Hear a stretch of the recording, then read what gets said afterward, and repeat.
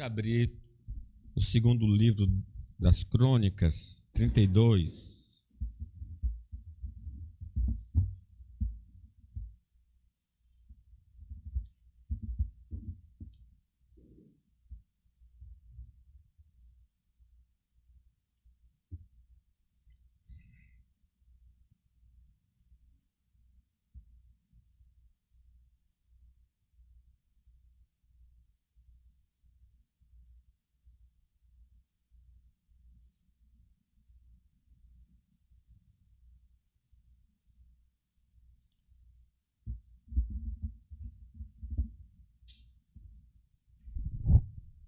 A partir do 24, segundo livro das Crônicas, 32. Naqueles dias, adoeceu Ezequias mortalmente. Então orou ao Senhor, que lhe falou e lhe deu um sinal. Mas não correspondeu Ezequias aos benefícios que lhe foram feitos, pois o seu coração se exaltou, pelo que houve ira contra ele e contra Judá e Jerusalém. Ezequias, porém, se humilhou por se ter exaltado o seu coração, ele e os habitantes de Jerusalém, e a ira do Senhor não veio contra eles nos dias de Ezequias. Teve Ezequias riquezas e glória em grande abundância. Proveu-se de tesourarias para prata, ouro, pedras preciosas, especiarias, escudos e toda sorte de objetos desejáveis. Também proveu-se de armazém para a colheita do cereal, do vinho e do azeite, de estrebarias para toda espécie de animais e de redis para os rebanhos. Edificou também cidades e possuiu ovelhas e vacas em abundância, porque Deus lhe tinha dado muito numerosas possessões. Também o mesmo Ezequias tapou o manancial superior das águas de Giom e as canalizou para o ocidente da cidade de Davi. Ezequias prosperou em toda a sua obra. Contudo, quando os embaixadores dos príncipes da Babilônia lhe foram enviados para se informarem do prodígio que se dera naquela terra, Deus o desamparou para prová-lo e fazê-lo conhecer tudo o que lhe estava no coração. Quanto aos mais atos de Ezequias e as suas obras de misericórdia, eis que estão escritas na visão do profeta Isaías, filho de Amós, e no livro da história dos reis de Judá e de Israel. Descansou Ezequias com seus pais, e o sepultaram na subida para o sepulcro dos filhos de Davi. E todo Judá e os habitantes de Jerusalém lhe prestaram honras na sua morte, e Manassés, seu filho, reinou em seu lugar. Amém. Meus irmãos, vocês estão vendo aí o tema que eu gostaria de propor para esta manhã. Nessa passagem, nós encontramos esta realidade, a vida cristã no mundo real. Como é a vida do crente aqui e agora? E nós precisamos observar isto. A felicidade proposta por Jesus, a vida eterna, não é uma realidade agora, é uma promessa que vai se concretizar quando ele voltar com poder e grande glória. Quando ele voltar, enxugará dos nossos olhos toda a lágrima. Não vamos experimentar mais a morte, nenhum tipo de sofrimento, nenhuma doença, nada que possa nos entristecer na vida eterna, nós estaremos isentos. É a vida escatológica, é a vida futura. Não é uma coisa imaginária, é uma promessa de Deus. Ele nos prometeu a vida eterna. A vida cristã, entretanto, neste mundo, é um misto de alegria e tristeza, de guerra e paz, de queda e restauração, de vitória e derrota. Então é por isso que, mesmo sendo crentes, nós choramos, nós sofremos, nós sentimos dores, nós temos tristezas, mas também temos alegria. Então, você, ora, está experimentando uma êxtase, uma alegria imensa, outra hora você está lá no fundo do poço. Todos nós somos assim nesta vida. A vida de sucesso anunciada pelos falsos pregadores não subsiste às experiências enfrentadas por nós e ao registro bíblico. Pare de sofrer. É bonito, mas não é real para essa vida. É uma utopia, é uma fantasia. Nós temos visto por nós mesmos as dores que temos passado. Nós temos examinado as Escrituras e temos visto como os santos sofrem. E o próprio Jesus não negou isso. No mundo tereis aflições. Então, essa pregação falsa, esse evangelho falso, precisa ser banido da nossa mente. Nós precisamos encarar a realidade da vida cristã. Se estamos buscando uma vida blindada do mal e cheia de tesouros terrenos no mundo caído, estamos em busca de uma ilusão. Todo mundo atrás da carteira recheada, de posse, de saúde, de bem-estar, né?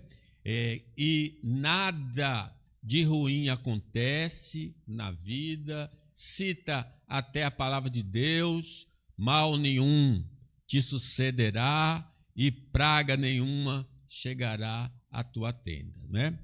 Então, as pessoas estão assim na igreja, vindo para a igreja, e pessoas que já estão na igreja com esse propósito vão se decepcionar, vão ficar iludidas, vão abandonar a fé por causa disso. Neste mundo, somos perseguidos pelas forças espirituais do mal. Tomai toda a armadura de Deus. Para quê? Para poder ficar firme contra as ciladas do mal. Contudo, nós também temos anjos que nos socorrem. Deus enviou um anjo e tirou Pedro da prisão. O anjo do Senhor acampa ao redor dos que o temem e os livra. Neste planeta temos de ouvir afrontas contra o nosso Deus e também ver as obras do Senhor e seu nome ser glorificado.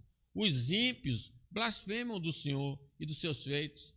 Mas também nós estamos vendo pessoas glorificando a Deus na igreja, fora da igreja, ou quando são alcançadas por uma graça do Senhor. É esse mundo de contradições. Nesta terra, estamos sujeitos a coisas terríveis, mas Deus vai consolar e está sempre presente conosco. Salmo 23 diz: ainda que eu ande pelo vale da sombra da morte, não temerei mal nenhum, pois o Senhor está comigo. A sua vara e o seu cajado me consolam. Certamente que a bondade e a misericórdia do Senhor me seguirão todos os dias e habitarei na casa do Senhor para todo sempre. Então, nosso tema, eu queria chamar a atenção da primeira realidade sobre a vida cristã nesse mundo real. Nós podemos até dizer esse ponto aí que está exposto e vamos ler o versículo. A vida cristã no mundo real. Estamos sujeitos a adoecer. Lemos o versículo. Naqueles dias adoeceu Ezequias mortalmente. Então orou ao Senhor, que lhe falou e lhe deu um sinal. É um crente consagrado que restaurou o templo do Senhor, ele agora adoeceu. Não sabemos se ele adoeceu no período em que houve a invasão dos assírios, quando destruíram as cidades e agora estava para destruir Jerusalém. Então, não sabemos se foi naquele momento ou se foi depois da vitória sobre os assírios. O certo é, ele adoeceu.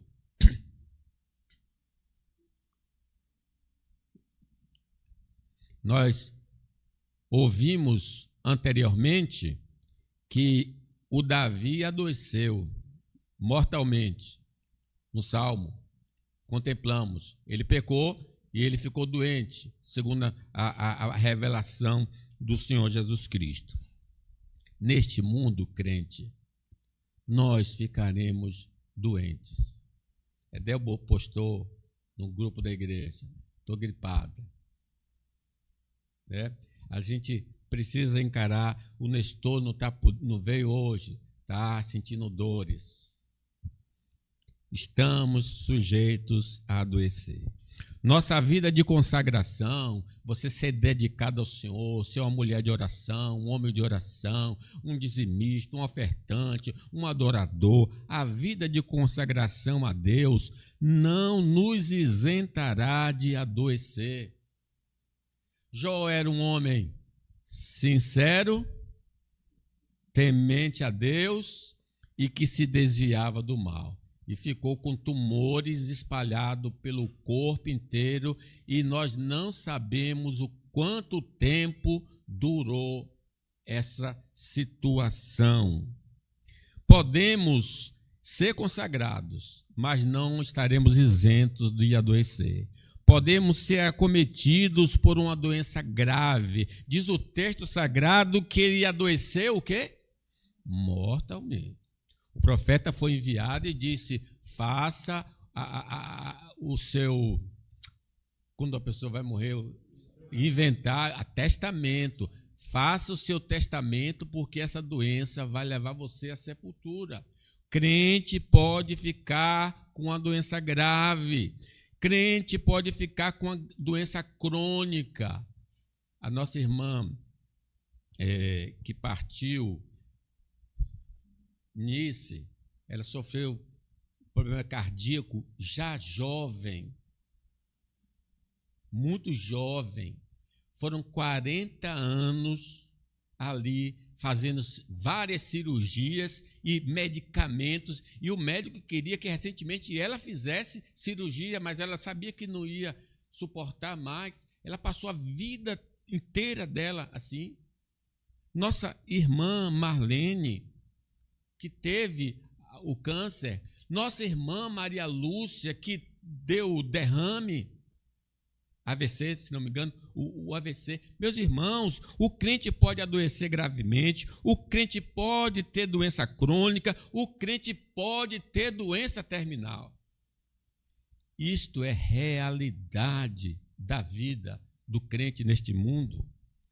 Se a enfermidade é psicológica ou física, nós alcançamos necessidade de pedir ajuda a Deus. Não importa a origem da nossa doença. Diz que o texto sagrado diz, naqueles dias adoeceu mortalmente, então fez o que ele? Orou ao Senhor. O crente nesse mundo vai ter de orar quando a doença chegar. Tem de pedir ao Senhor. Nós devemos pedir ao Senhor, mas não negligenciar os meios comuns estabelecidos por Deus para o tratamento da doença. É interessante que pedir ajuda a Deus não significa que você não pode ir no médico. Pedir ajuda a Deus não significa que você não tenha de tomar medicamento, porque Deus atendeu a oração desse homem. E Deus mandou o profeta Isaías passar uma pasta de figo na sua úlcera e ele ficou curado. Então, a pasta de figo significa que Deus não fez um milagre sem a sua intervenção humana. Ele usou um instrumento, a pasta de figo. A doença, por exemplo, de origem pecaminosa, médico não vai curar. Não vai. Medicamento não vai sanar uma doença de origem pecaminosa. Lembrando aquele homem de 38 anos, paralítico, o Senhor disse: não peques mais, para que não te suceda coisa pior. Se estamos com a doença provocada pela nossa desobediência, se confessarmos os nossos pecados, Ele é fiel e justo para nos perdoar os pecados e nos purificar de toda injustiça. Doenças impostas pelo diabo só podem ser removidas pelo poder de Deus. O diabo colocou a doença em Jó, o diabo colocou a doença naquela mulher que andava curvada. O diabo, por permissão divina, pode fazê-lo. E essa enfermidade só pode ter cura através da misericórdia do Senhor, através da busca ao Senhor. Doenças advindas de provação tende a cessar quando Deus alcança seu objetivo. Às vezes o próprio Deus envia essa enfermidade para nos testar, para ver o que há no nosso coração. E quando é que ela vai passar? Só vai passar quando Deus terminar o teste. Não vai ser o medicamento, não vai ser o médico, nada poderá alterar enquanto Deus não cumprir o seu propósito através da enfermidade. Buscar a Deus, qualquer que seja a fonte da doença, é nossa obrigação. Buscar o Senhor enquanto invocai-o, porque Ele está perto. Dispensar, então, um tratamento de uma doença para não ser taxado como homem sem fé é pura ignorância espiritual. Quantos crentes ignorantes na fé.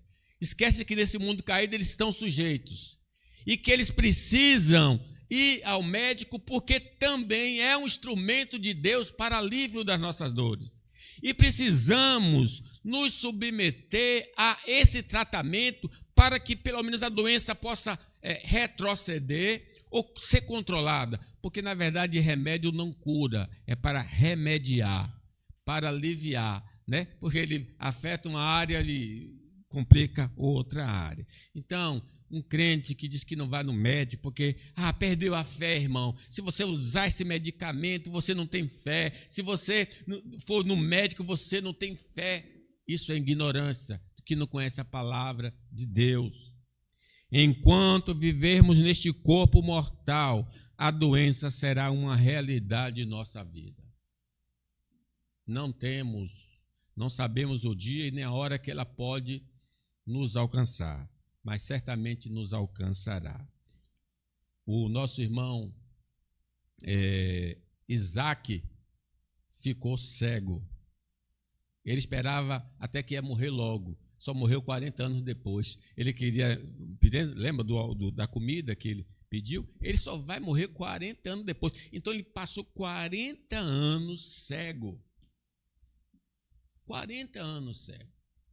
Diz que o Jacó, quando ele diz que ele adoeceu e mandou chamar José para que José pudesse, para que ele pudesse abençoar José e seus filhos. Só o homem que não ficou doente na vida e morreu com todo o vigor foi Moisés. Moisés foi levado para a presença de Deus com todo o vigor. Mas no novo céus e nova terra, a doença será para sempre extinta na vida daquele que confessou a Jesus como Senhor e Salvador. Nós podemos experimentar na vida eterna a isenção da doença. Como? Aceitando Jesus como Senhor e Salvador. Segundo lugar, irmãos, vamos ler aí. A vida cristã no mundo real. Somos propensos. Vamos ler o versículo. Mas não correspondeu Ezequias aos benefícios que lhe foram feitos, pois seu coração se exaltou. Diz o profeta Isaías, num registro, que quando Isaías diz que ele ia morrer, ele virou para a parede e orou ao Senhor. Senhor, lembra de mim, que eu sou honesto, sou verdadeiro e tal. E aí, imediatamente, Deus respondeu a oração dele. Não sabemos, então, se a causa foi isso. Deus me curou porque eu sou um bom crente. Eu sou um fiel. É por isso que ele mandou o profeta e ainda me acrescentou 15 anos de vida. Possivelmente, ele se exaltou. Ele tomou o lugar que pertence a Deus. Ele não foi grato. Ele não foi grato. Ele estava sendo abençoado, mas não reconheceu que a dádiva vinha do Senhor. Irmãos, Deus usa meios para nos abençoar, com exceção dos milagres, que não precisa de intervenção humana, que são diretamente operados pelo Senhor. Então, fora o milagre, que Deus vem direto e opera, transforma a água em vinho, né? No geral, Deus vai usar instrumentos para nos abençoar. Isso é maravilhoso. O Senhor usa instrumentos para nos abençoar. Nossa tendência pecaminosa é exaltar os meios e desprezar o Senhor. Foi fulano. Se não fosse fulano, eu não teria isso, aquilo, alcançaria isso. Não, meu irmão. Deus usou fulano ou qualquer outra coisa para chegar a bênção até você. Você tem de louvar a Deus pela bênção recebida. Deus usou. Você pode depois até interceder pelo instrumento de Deus. Você pode até dar um presente pelo instrumento que Deus te deu. Mas a glória, não, Deus disse, eu não divido a minha glória com ninguém. Nossa tendência, então, é desprezar. Eu consegui, eu fiquei curado. Peraí, meu filho, quem te curou fui eu. Você estava na morte. Você estava usando os medicamentos e não estava dando certo. Eu até te avisei, arruma a tua casa que você vai morrer. E você me buscou, e eu te curei, e agora você está atribuindo a si mesmo? Quando participamos como instrumentos de Deus no nosso bem-estar, poderemos ser levados a pensar que o sucesso é fruto somente dos nossos próprios esforços, eliminando o Deus das bênçãos. Isto é, você ganhou esse mês algum dinheiro. Aí, eu ganhei porque eu trabalhei. Se eu não trabalhasse, eu não ganharia. De fato, é verdade. Mas Deus esteve por detrás de tudo isso aí. Deus operou através de tudo isso aí. E você acha que foi você, por você mesmo, que você chegou aonde você chegou? Diz o Senhor Jesus, sem mim, nada pudesse fazer. Por exemplo, a vida é um dom de Deus. Nós não cooperamos em nada para obtê-la. Sem a vida, não chegaríamos a lugar algum e nem conquistaríamos nada. Como é que você conquistou? Ele que lhe deu a vida, a respiração e tudo mais. Então, se você chegou onde chegou, chegou porque ele lhe deu vida. Sem a vida, você não chegaria a lugar nenhum. Morto não vai para lugar nenhum. As habilidades naturais, profissionais, por exemplo, as habilidades espirituais, os dons espirituais, são-nos concedidos pelo Senhor. E não seríamos capazes de executar qualquer trabalho sem os dons de Deus. Eu sou bom professor, eu sou bom isso, eu sou aquilo. Você só é bom porque Deus lhe deu essa habilidade para você tirar o seu sustento. Você hoje é reconhecido por alguém como um bom profissional porque Deus lhe deu essa habilidade, porque sem essa habilidade você não chegaria a lugar nenhum. Ele chamou uns homens, deu 5 talentos, deu 2 talentos, deu 1, mas quem deu tudo foi Deus. A saúde é um presente divino. Sem esta graça, não seríamos capazes de pôr em prática nosso projeto. Você planeja, aí vem a doença. Mas você tem saúde. E por que você tem saúde? Porque nós temos saúde. Porque Deus nos concedeu saúde. Não só a vida, não só as habilidades e a própria saúde para que a gente possa pôr em prática os projetos. Deus é quem abre a porta para o nosso sucesso. Sim, se Ele fechar a porta, ninguém pode abrir. Ele é que abre.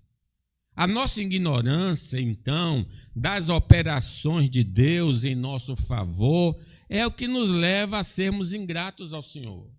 Por que eu não sou grato? Porque eu não consigo ver que a mão de Deus está totalmente sobre mim.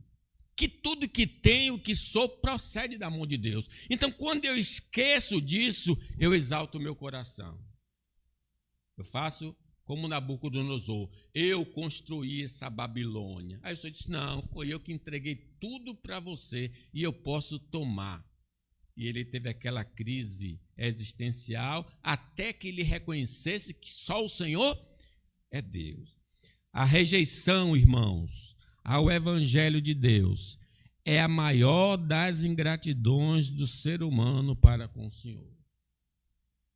Deus deu seu Filho.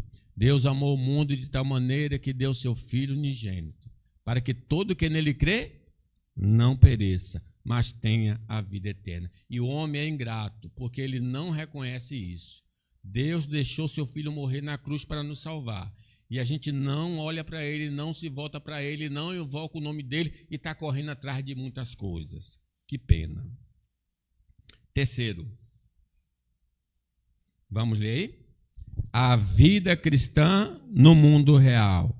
Vamos ser disciplinados pelo Senhor. Pode ler o versículo.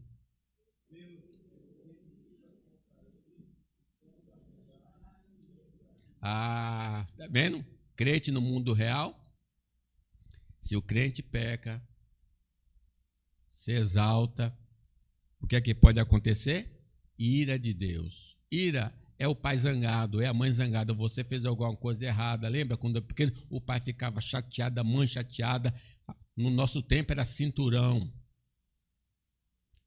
Pegava o cinturão. Tá ira porque mentiu, porque fez algum aborrecimento, né? Fez algum mal e a ira do pai caía. Pois bem, a ira de Deus caiu sobre o rei. Deus ficou zangado com ele, mas não só zangado com ele, contra Judá e Jerusalém, contra o seu território, contra o seu reino. A lei de Deus, irmãos, exige que o pecador seja punido pelo Senhor nesta vida e na eternidade. Diz a palavra de Deus, o salário do pecado é a morte. A lei ordena isso. Ele tem de aplicar porque ele é um Deus santo e justo e não pode ver o mal. O Senhor nos repreende, então, através do Espírito Santo, usando as Escrituras e a nossa consciência não cauterizada. Sim, quando eu estou em erro, que eu abro as Escrituras, o Espírito Santo aponta. É por isso que a gente sente aquela pontada e diz, não gostei do texto, mas vai no outro e o texto continua falando. Vai em qualquer igreja e Deus continua falando, porque é o Espírito de Deus chamando, rapaz, se conserte, volte-se para mim. Enquanto a nossa consciência não está endurecida, a gente continua ouvindo a voz do Senhor. Mas se houver resistência contínua, já não seremos mais sensíveis à voz do Senhor. O Senhor nos repreende através, então, do Espírito Santo e da palavra. Nossa indisposição em atender à voz do Espírito Santo vai acionar o cinturão divino. Ele chama a atenção, mas a pessoa não quer ouvir, então ele precisa ser mais duro. E aí é que acontece algum tipo de sofrimento que o rei passou, que nós não sabemos. A surra divina visa nosso retorno à comunhão com ele. O nosso pai bate não por prazer, ele bate para que a gente volte à sensatez, né? O pai corrige o filho a que ama. A ira de Deus será proporcional ao status espiritual e o pecado cometido. quanto mais eu exerça uma função elevada na igreja e na sociedade, a disciplina será na proporção. Precisamos atentar para isso. Não sejam muito de vós, oficiais, líderes, porque receberão grande juízo, diz Tiago. Nossa transgressão contra o Senhor pode prejudicar nossa família, nossa igreja e nossa nação. Diz que ele pecou e a ira de Deus caiu sobre ele, sobre Judá e sobre Jerusalém. A ira se espalhou pelo reino dele. Cuidado, meu irmão. Quando nós estamos pecando, a nossa igreja é prejudicada, a nossa família é prejudicada, a própria nação é prejudicada. Se pecamos contra Deus e nunca somos punidos, não fazemos parte da família do Senhor. Ah, pastor, eu faço tanta coisa errada e não me acontece nada. Pelo contrário, eu sou cada vez mais abençoado. Meus irmãos, nós não somos filhos ainda de Deus, porque Deus tem de corrigir seu filho. Então, peçamos misericórdia ao Senhor, se porventura estamos errados e Deus não nos corrige. Os juízos de Deus nas Escrituras são provas de que a ira de Deus é real. Os registros do Velho Testamento, Deus punindo a Davi, Deus punindo a Moisés, Deus punindo a Salomão, Deus punindo já no Novo Testamento, Ananias e Safira, é uma prova cabal que a disciplina de Deus é real. E horrenda coisa é cair na mão de um Deus irado.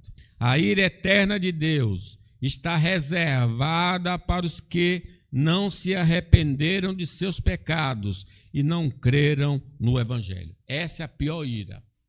É a pessoa que está errada hoje, não confessa seu pecado, não deixa, não alcança a misericórdia e lá na eternidade ouvirá: apartai-vos de mim, maldito, para o fogo eterno preparado para o diabo e seus anjos. Por isso, se hoje ouvires a voz do Senhor, não endureça seu coração. Invoque o nome do Senhor para que você seja salvo. Em quarto lugar, irmãos, leamos aí: a vida cristã no mundo real. Teremos de nos humilhar diante de Deus. 26. Ezequias, porém, se humilhou, por se ter exaltado seu coração. Ele, os habitantes de Jerusalém, e a ira do Senhor não veio contra ele nos dias de Ezequias. Que coisa maravilhosa. Irmãos, o rei, não sabemos por que instrumentalidade aqui, o rei chamou a atenção do rei, e o rei se humilhou. Disse: eu pequei contra o Senhor. Como diz o filho pródigo: pequei contra Deus, pequei contra o meu pai. E direi: Pai, pequei contra os céus e diante de ti não sou digno de ser chamado teu filho. Há esperança para nós, irmãos. Se estamos debaixo da ira de Deus, vamos reconhecer e abandonar nossa transgressão e a fúria divina vai cessar. Porque aquele que confessa o seu pecado e deixa, alcança a misericórdia. Deus está pronto a perdoar. Por isso que ele perguntou: Adão, onde estás? Porque ele queria que Adão confessasse o seu erro. Se meu povo, que se chama pelo meu nome, se humilhar e orar e buscar minha face, se converter dos seus maus caminhos, eu ouvirei dos céus, perdoarei os seus pecados e sararei a sua terra. A nossa confissão de pecado para aplacar o desprazer do Senhor precisa ser verdadeira. Não é uma confissão de quarta-feira de cinza, que já pensando no próximo carnaval. Diz que um coração contrito e compungido, Deus não desprezará. Se for sincera, como aquele publicano: tenha misericórdia de mim, que sou pecador, ele subiu justificado, porque ele se humilhou na presença do Senhor. As consequências dos nossos pecados, porque o rei experimentou em algum grau a ira de Deus. Deveria nos impulsionar a derramar o coração diante do Senhor. Se eu estou passando fome, porque abandonei a casa do Pai, eu digo, vou me levantar daqui, vou ter com meu pai, direi, Pai, pequei contra o céu perante ti, não sou digno de ser chamado teu filho, trate-me como um dos teus empregados, porque os empregados do meu pai têm comida em abundância, e eu aqui pereço de fome. Vou me levantar e vou voltar para o meu pai. A nossa confissão de pecados, então, tem de ser verdadeira. Se não houver afastamento do pecado, nossa confissão foi falsa e Deus não afastará a sua mão punitiva sobre nós. Não adianta baixar a cabeça até chorar, falar com Deus, seja aqui, fora, mas quando sair daqui, continuar fazendo a mesma coisa. Não houve arrependimento, houve remorso. E até Judas fez esse tipo de oração. Pequei contra alguém inocente. E os homens disseram para Mateus, se vire. E ele pegou as moedas e devolveu. O dinheiro que foi dado, ele devolveu. Mas ele entrou em desespero e se enforcou. Porque não foi uma confissão verdadeira. Pedro negou Jesus 3 vezes e chorou amargamente. E se arrependeu então do seu pecado. Quem perdoa será perdoado. Mas quem nega perdão, não tem perdão. Nós falamos na quinta-feira. Se você quer o perdão de Deus, precisa perdoar aqueles que têm lhe ofendido. Para sermos salvos da ira eterna de Deus, precisamos invocar o seu nome. Quem quer escapar da ira futura, diz, aquele que invocar o nome do Senhor será salvo. A vida cristã no mundo real. Lemos aí? Vamos? Vamos ser contemplados com as bênçãos da mão de Deus. Teve Ezequias riquezas e glória em grande abundância. Proveu-se de tesourarias para prata, ouro, pedras preciosas, especiarias, escudos e toda sorte de objetos desejáveis. Também proveu-se de armazém para a colheita do cereal, do vinho e do azeite, e de estrebarias para toda espécie de animais, de redis para os rebanhos. Edificou também cidades, possuía ovelhas e vacas em abundância, porque Deus lhe tinha dado muito numerosas possessões. Quem é que deu tudo a esse homem? Porque Deus tinha lhe dado muito numerosas possessões. Também o mesmo Ezequias tapou o manancial superior das águas de Gion e as canalizou para o ocidente da cidade de Davi. Ezequias prosperou em toda a sua obra. A quantidade de bênçãos desta vida é determinada soberanamente pelo Senhor. O ouro e a prata pertencem a Deus, tudo é de Deus, e Ele dá a quem quer, e Ele resolveu dar essa abundância de bens ao rei. A prosperidade do cristão vem de Deus, mas a maioria da cristandade não receberá esta graça. Sim, parece que Deus resolveu nos dar mais a graça especial do que a graça comum. É por isso que os crentes, na sua maioria, são pobres. Enquanto que os homens dessa vida parece que têm a graça comum, eles gozam de mais riquezas, mas eles não gozam da graça especial da salvação que é em Cristo Jesus.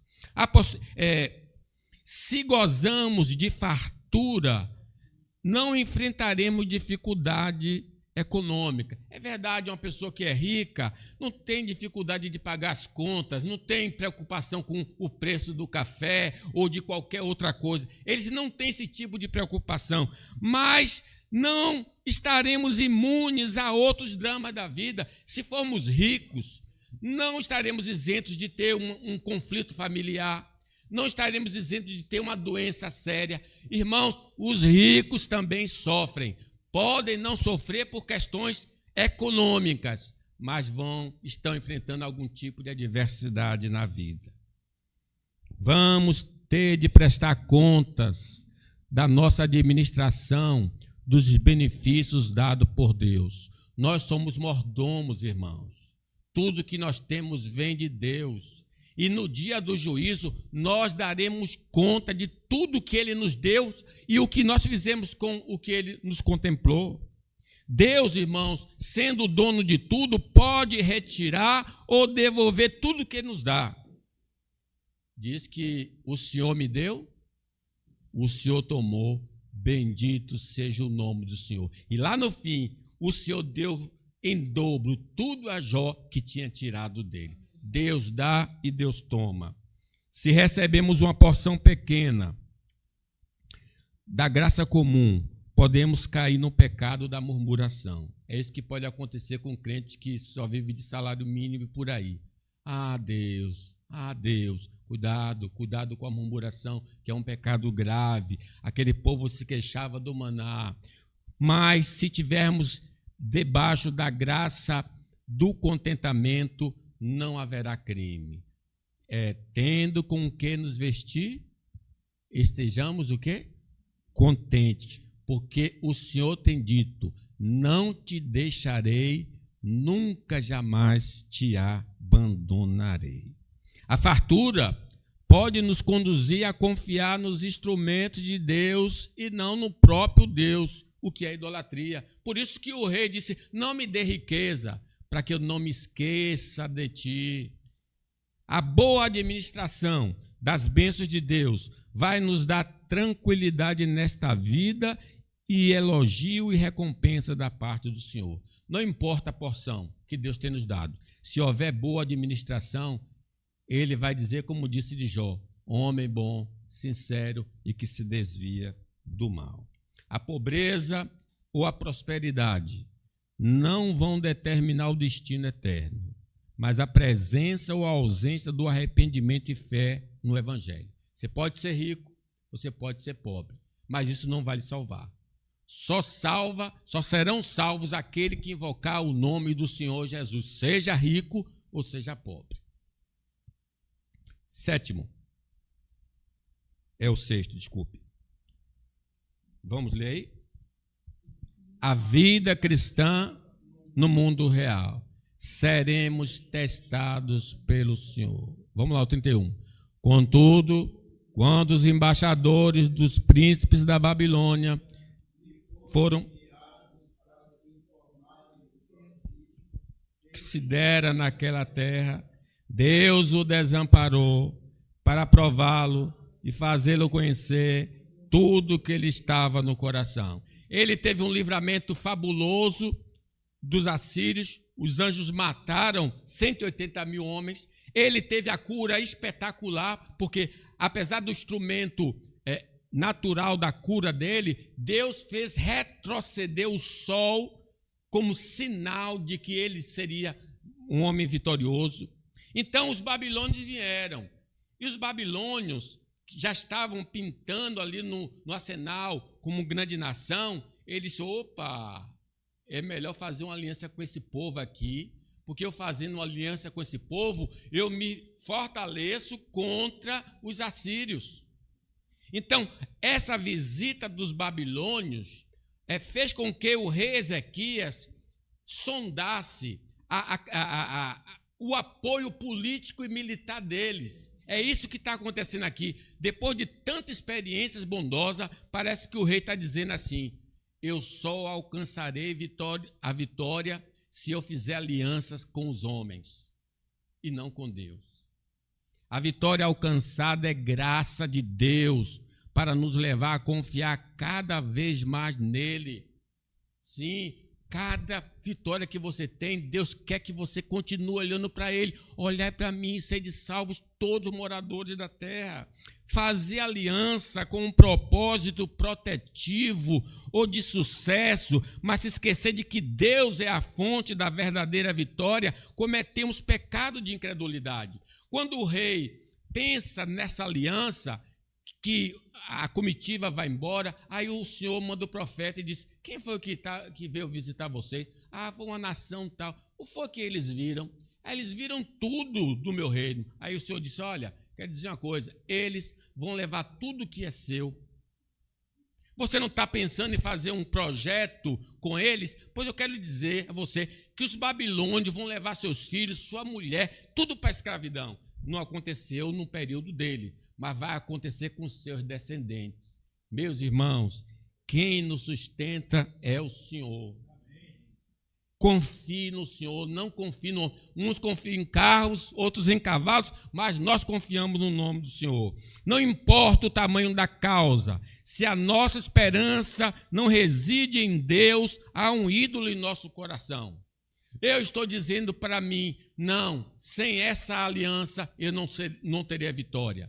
Não, nós precisamos fazer uma aliança com Deus, o Deus da vitória.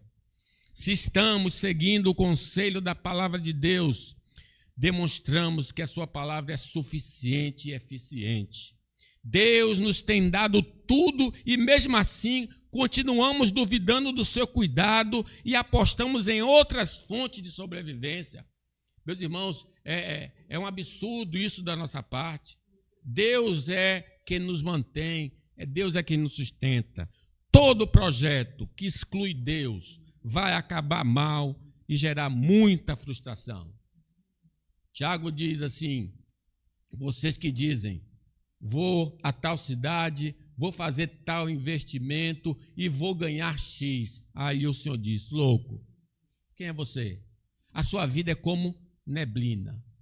Em vez disso, você deveria dizer: se o Senhor quiser, eu vou a tal cidade e vou ganhar tal e tal e tal. Cuidado, irmãos. Deus nos tem abençoado e nos testa para que tenhamos conhecimento do nosso verdadeiro estado espiritual. Nos achamos muitas vezes crentes firmes, aí Deus coloca uma situação simples e a gente já abandona o caminho do Senhor. No jardim do Éden, Satanás tentou nossos pais e Deus testou a fé de nossos pais. Ele deu tudo e deixou se eles acreditariam na palavra dele ou não. Vou concluir, meus irmãos. Não se preocupe, está 10h48. Vou passar só um pouquinho. Vamos ler aí? A vida cristã no mundo real. Vamos baixar a sepultura se Cristo não voltar. Leamos o 32. Quanto aos mais atos de Ezequias e as suas obras de misericórdia, eis que estão escritas da visão do profeta Isaías, filho de Amós, e no livro da história dos reis de Judá e de Israel. Descansou Ezequias com seus pais e o sepultaram na subida para o sepulcro dos filhos de Davi. E todo Judá e os habitantes de Jerusalém lhe prestaram honras na sua morte. E Manassés, seu filho, reinou em seu lugar. Nós vamos morrer.